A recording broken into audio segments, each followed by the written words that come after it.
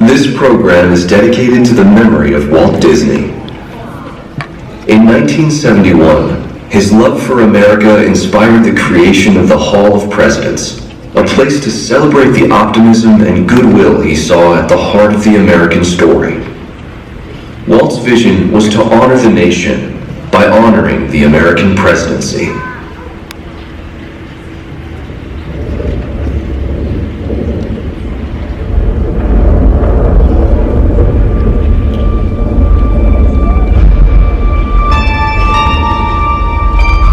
It is 1783. And the smoke is clearing in the wake of the Revolutionary War. Over the course of 8 grinding years, General George Washington has led a force of shopkeepers, farmers, and Native American allies to victory over the greatest military power in the world. A new nation has been born, independent and free. The founders must form a national government. In 1787, through months of passionate debate, they create a written constitution. For the country's highest office, they imagine something new in the history of the world. A leader not born to power like a king or queen. A leader who has not seized power through conquest. A leader not separate from the people, but elected by the people, from among the people. We, the people. This is a new idea, an American idea, the idea of a president.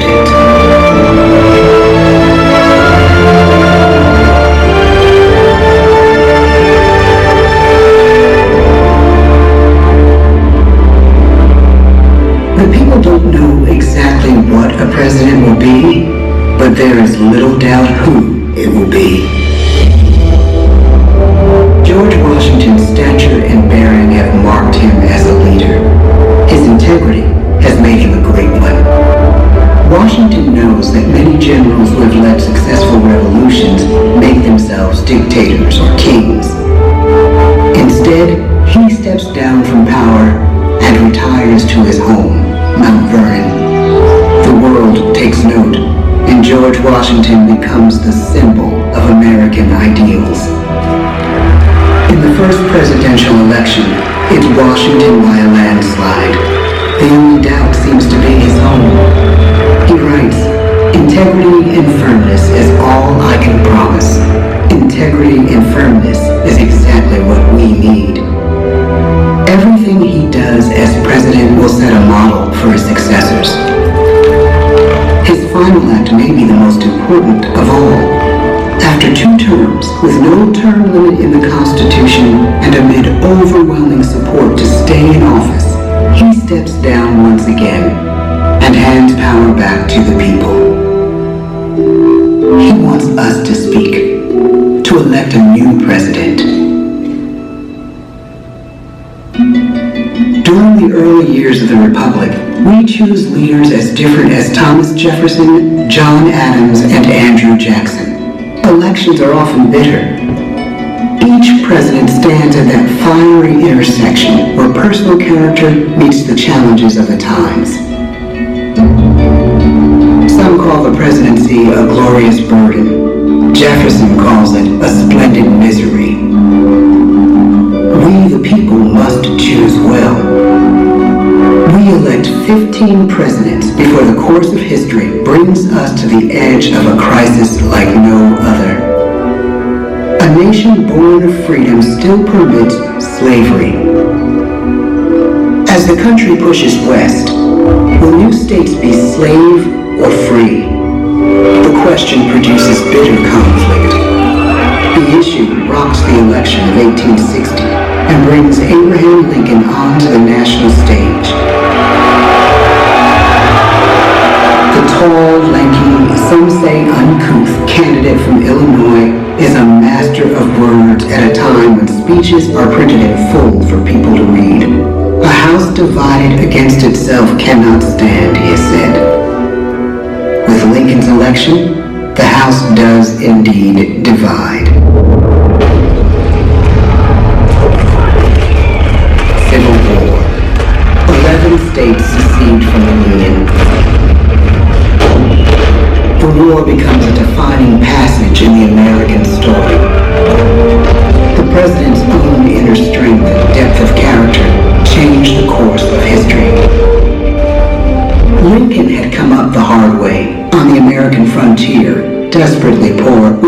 a year of formal schooling. His early years were scarred by tragedy, the death of his mother, his sister, his first love. He struggles with depression, but never loses his determination to rise above it. He once said he's driven by a desire to leave the world a little better place for having lived in it. The war rages. Lincoln fights to preserve the Union and end slavery. Neither is a sure thing. At Gettysburg, Pennsylvania, 6 months after one of the bloodiest battles of the war, the president dedicates a cemetery to the thousands of soldiers who died there, in words we can never forget.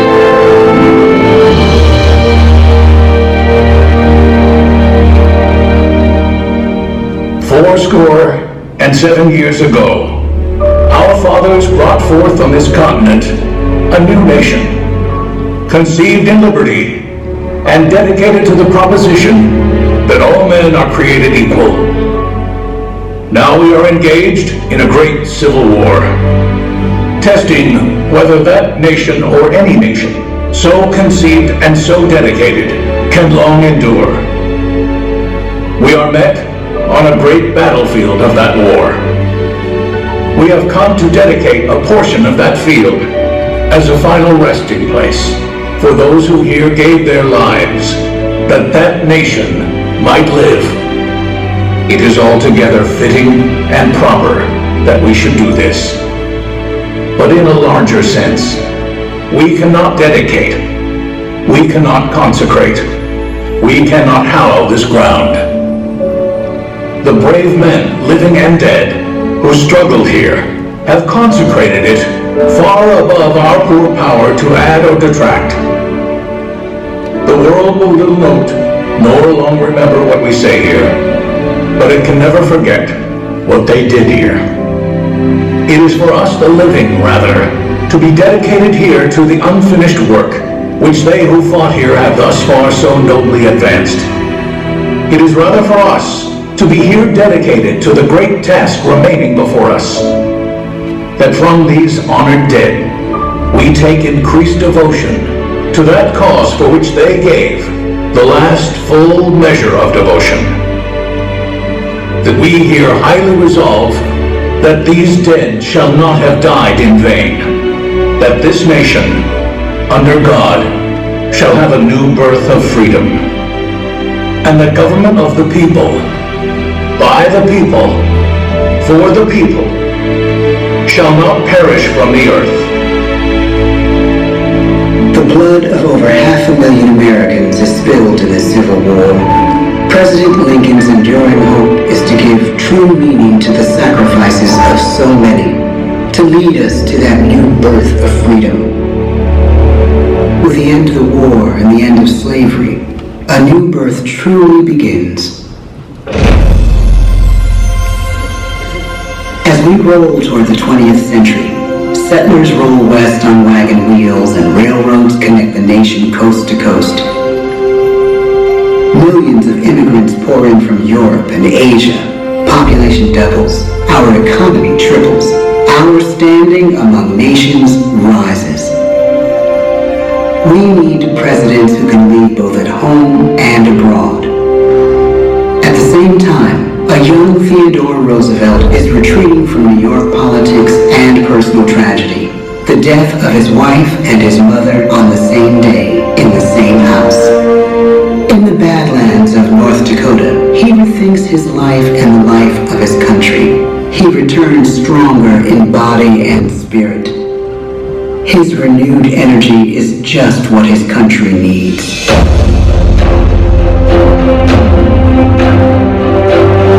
American industry is booming, but social tensions are rising. A progressive movement is bubbling up, pushing for change, and change is needed in the working and living conditions in cities. The gap widens between rich and poor. The demand for change grows stronger. Teddy Roosevelt is a knight on a crusade.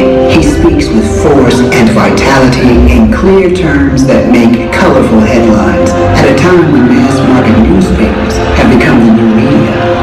define his foreign policy, he borrows a phrase from an African proverb: speak softly and carry a big stick. But his greatest accomplishments are made at home. He breaks up giant monopolies, protects workers' rights, and calls for a square deal for all Americans, rich and poor, capitalist and wage earner. And a square deal for every man and every woman in the United States. He calls on America to be as great as the natural grandeur of its lands.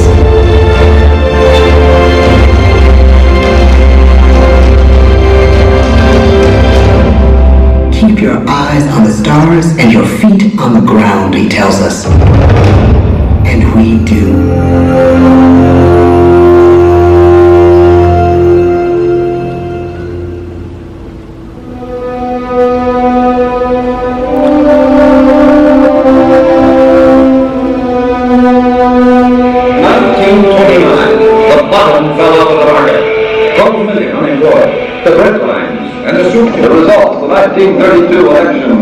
When we elect our 32nd president, it is the worst of times. The course of history and the course of one president's life again shape a turning point in our national destiny. Franklin D. Roosevelt, paralyzed by polio, knows how to restore the faith of a people paralyzed by the Great Depression. I believe in practical explanation and in practical problems. He has found the inner strength his countrymen now need. He speaks to us like a friend, a neighbor. His optimism is contagious, his voice perfect for the latest breakthrough medium, radio. He calls us to believe we have nothing to fear but fear itself. And we do believe. Tonight's attacks on England are perhaps the most widespread of the war in the course of the day. But an even greater challenge dominates his final years in office: the Second World War.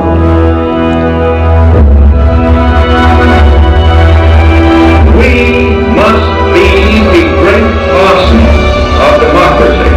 This is an emergency as serious as war itself. We stun the world with our production. When bombs fall on U.S. troops in Pearl Harbor, he calls us to fight on the war front and sacrifice on the home front.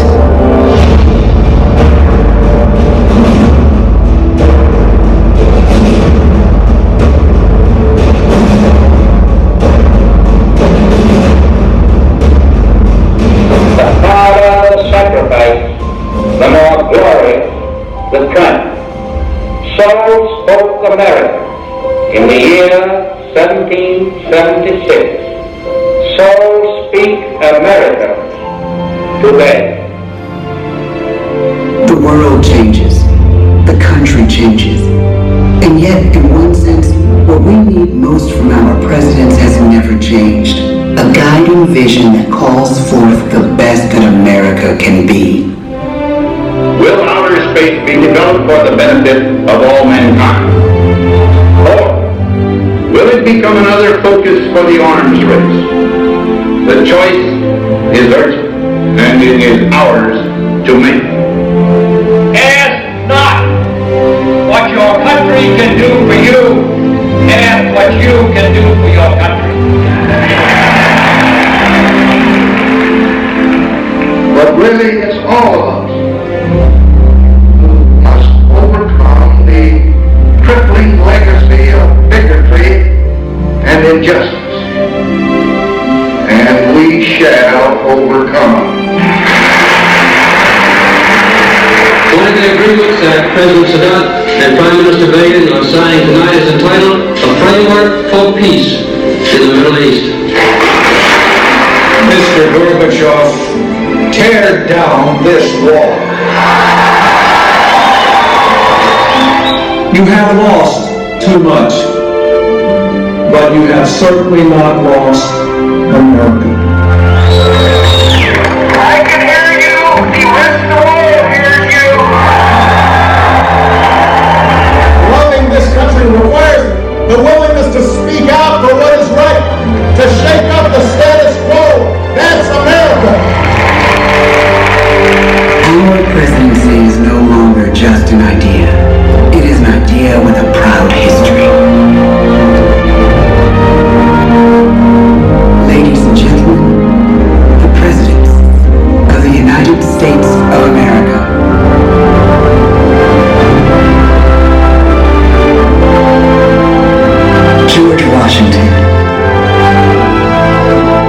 John Adams,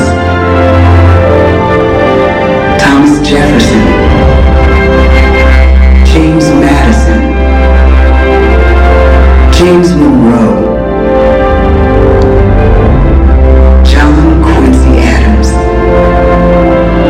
Andrew Jackson, Martin Van Buren, William Henry Harrison, John Tyler, James K. Polk, Zachary Taylor, Millard Fillmore, Franklin Pierce, James Buchanan, Abraham Lincoln, Andrew Johnson,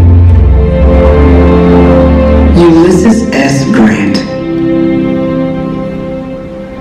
Rutherford B. Hayes,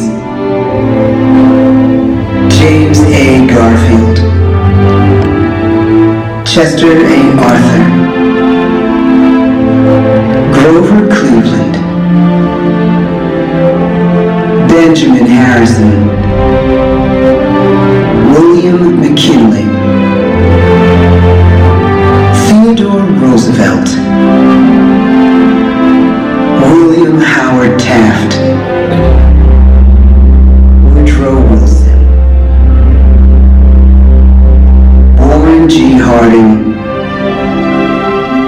Calvin Coolidge, Herbert Hoover, Franklin D. Roosevelt,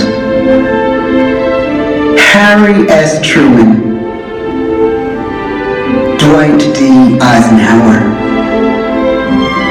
John F. Kennedy, Lyndon B. Johnson, Richard M. Nixon, Gerald R. Ford, Jimmy Carter, Ronald Reagan, George Bush, Bill Clinton, George W. Bush, Barack Obama, Donald Trump,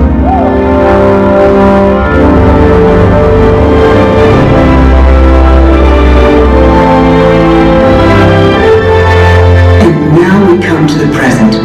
Once again, we place our trust in the idea of a president, as we have from the beginning.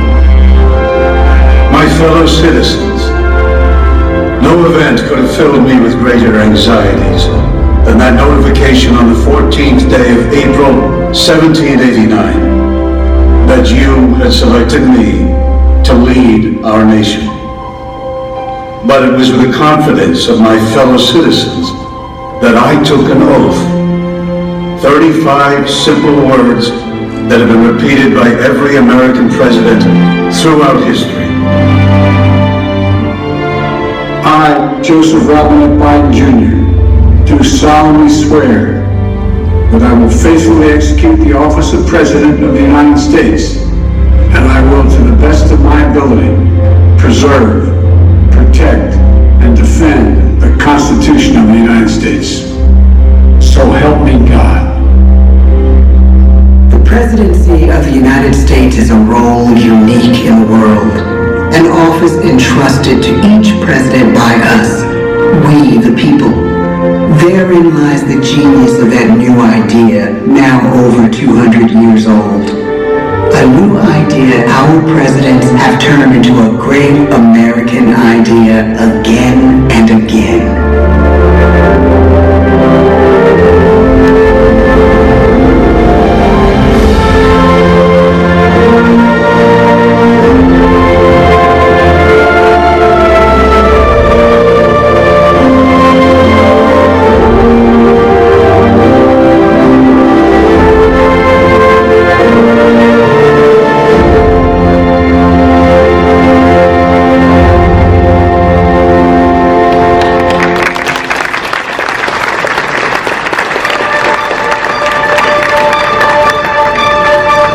That concludes our Ladies and gentlemen, the Presidents of the United States of America.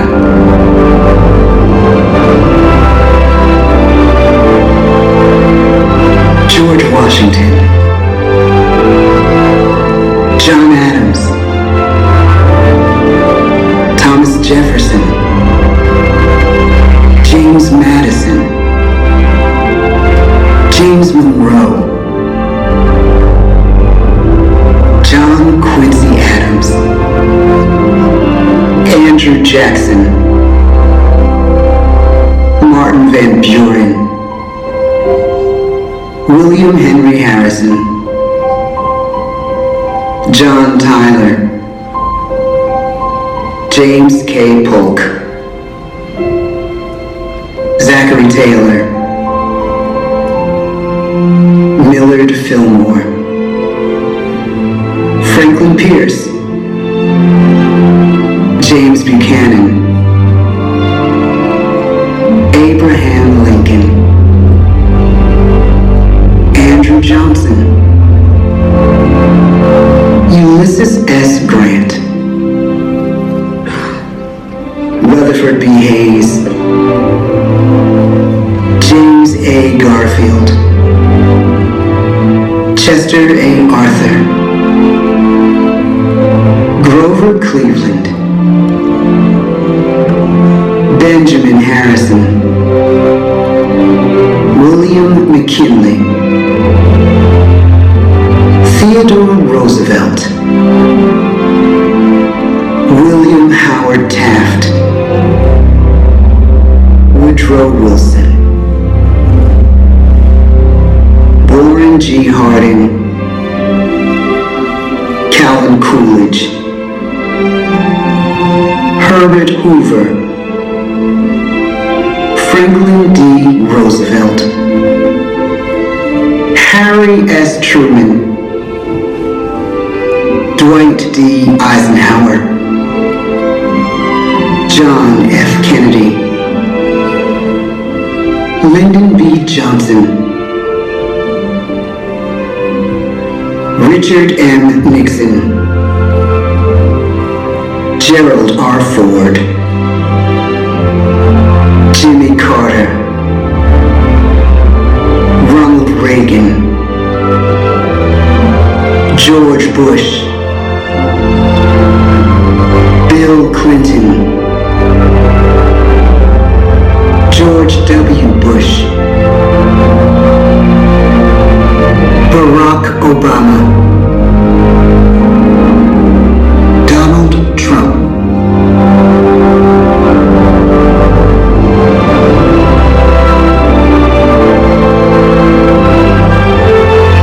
and now we come to the present. Once again, we place our trust in the idea of a president, as we have from the beginning. My fellow citizens, no event could have filled me with greater anxieties than that notification on the 14th day of April, 1789, that you had selected me to lead our nation. But it was with the confidence of my fellow citizens that I took an oath, 35 simple words that have been repeated by every American president throughout history. I, Joseph Robinette Biden Jr., do solemnly swear that I will faithfully execute the office of President of the United States, and I will, to the best of my ability, preserve, protect, and defend the Constitution of the United States. So help me God. The presidency of the United States is a role unique in the world, an office entrusted to each president by us, we the people. Wherein lies the genius of that new idea, now over 200 years old. A new idea our presidents have turned into a great American idea again.